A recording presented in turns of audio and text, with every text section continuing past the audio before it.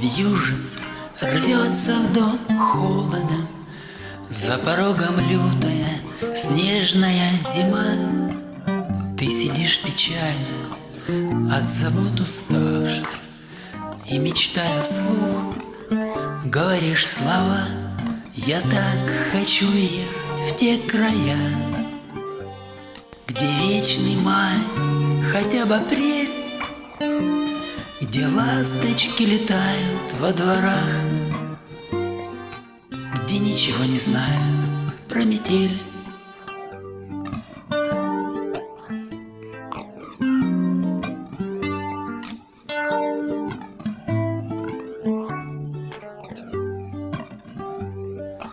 Мы с тобой, милый друг, повидали 100 вьюг, пережили 100 бед, нам ведь много лет.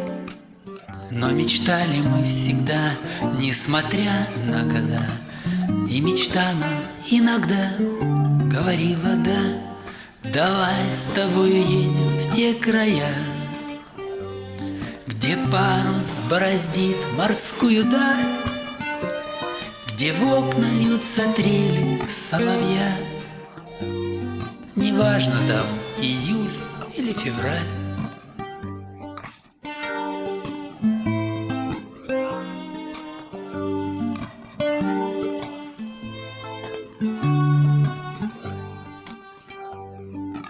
Посидим у огня, помолчим о своем, вспомним, как на катке плыли в вальсе вдвоем, как катились кубарем с ледяной горы. И тогда казалось нам, лучше нет поры, а сейчас бы нам уехать в те края, где вечный май, хотя бы апрель, и, подставляя солнышку бока, немного вспомнить зиму и метель.